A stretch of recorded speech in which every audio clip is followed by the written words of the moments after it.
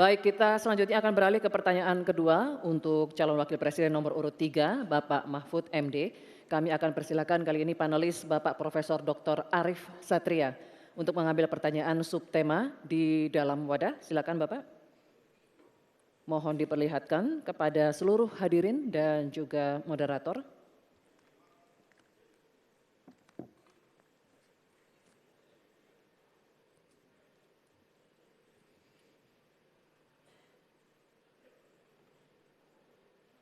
Baik. Sumber daya alam dan energi, terima kasih Pak Arief. Dan selanjutnya Ibu Dewi Kartika, kami mohon mengambil undian daftar pertanyaan dari wadah. Mohon nanti diperlihatkan huruf yang tertera.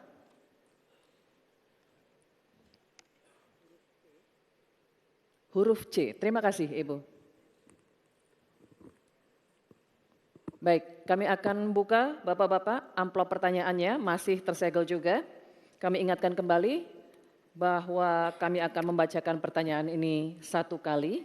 Mohon didengarkan dengan seksama untuk Bapak Mahfud MD. Korupsi pertambangan dan perikanan ilegal serta pembalakan liar masih marak terjadi. Hal ini mengakibatkan kerusakan ekologis di darat dan di laut serta ketidakadilan sosial. Pertanyaannya, bagaimana strategi paslon menanggulangi praktik ilegal tersebut untuk mewujudkan keberlanjutan sumber daya alam? Waktu untuk menjawab 2 menit, Bapak dimulai saat berbicara, silakan. Baik, terima kasih. Sebenarnya persoalan penyelesaian SDA dan energi selalu harus menyeluruh dari hulu ke hilir. Keterbukaan informasi agraria, termasuk kehutanan misalnya. Saya ini punya pengalaman di dalam sidang-sidang yang membicarakan tentang ini misalnya, informasinya tertutup. Siapa yang punya lahan ilegal di sebelah sana? Ketika dibuat daftar, tidak ada di dalam daftar. Sementara ada masyarakat yang punya data. Ketika ditanyakan, lalu baru ditunjukkan. Jadi penyelesaiannya tidak bisa menyeluruh. Karena kemudian atas nama keterbukaan informasi publik, mereka katakan ini rahasia. Tidak bisa dong, rahasia itu kan bukan yang tentang data, perampasan tanah-tanah rakyat, kasus-kasusnya di mana, siapa yang menyerobot perkebunan sawit, itu kan harus daftarnya lengkap. Sesudah diselidiki apa yang terjadi di dalam analisis. Wah, itu memang permainannya buruk. Sehingga selalu disembunyikan. Kalau baru orang tahu dikeluarkan satu-satu. Tidak ada penyelesaian yang menyeluruh. Nah, oleh sebab itu ini menjadi penting bagi kita keterbukaan informasi tentang data-data. Kalau kita mau menyelesaikan, data itu menjadi basis untuk penyelesaian.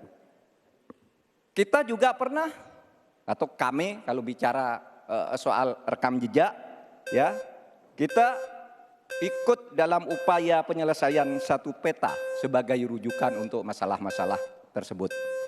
Demikian. Baik, terima kasih Bapak Mahfud MD. Selanjutnya kami persilakan calon wakil presiden nomor urut 1 Bapak Muhaimin Iskandar untuk menanggapi.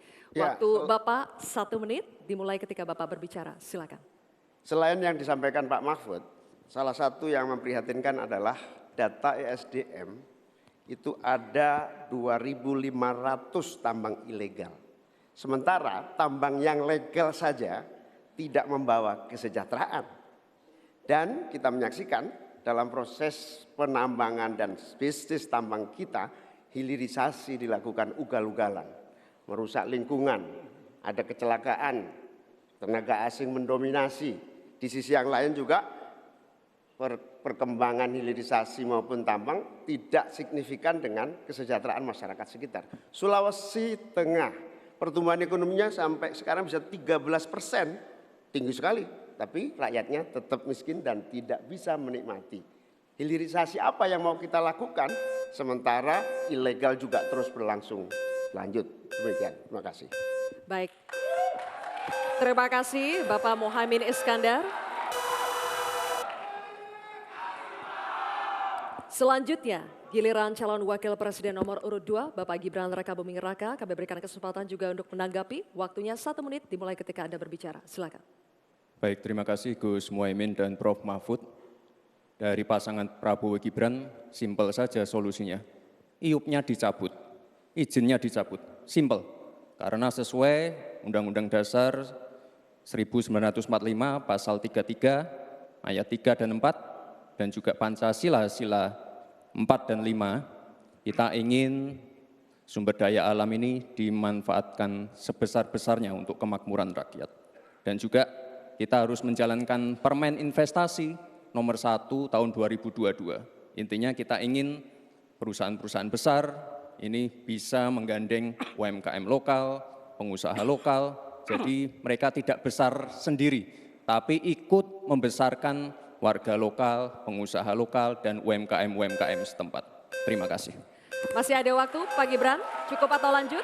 Cukup? Baik. Terima kasih.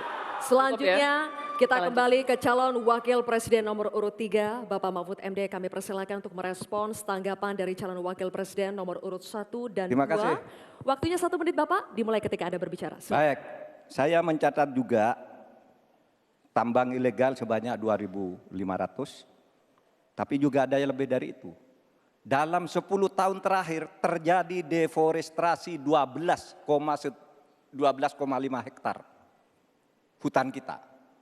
Itu jauh lebih luas dari Korea Selatan dan 23 kali luasnya Pulau Madura di mana saya tinggal. Ini deforestasi dalam waktu 10 tahun. Bilang, ya cabut aja IUP-nya. Nah itu masalahnya. Mencabut IUP itu banyak mafianya. Banyak mafianya. Saya sudah mengirim tim ke lapangan, ditolak. Sudah putusan Mahkamah Agung. Itu begitu. Bahkan KPK seminggu lalu mengatakan untuk pertambangan di Indonesia itu banyak sekali yang ilegal dan itu di-backing oleh aparat-aparat dan pejabat. Itu masalahnya. Baik, terima kasih Waktunya Bapak. habis Pak Mahfud. Terima kasih.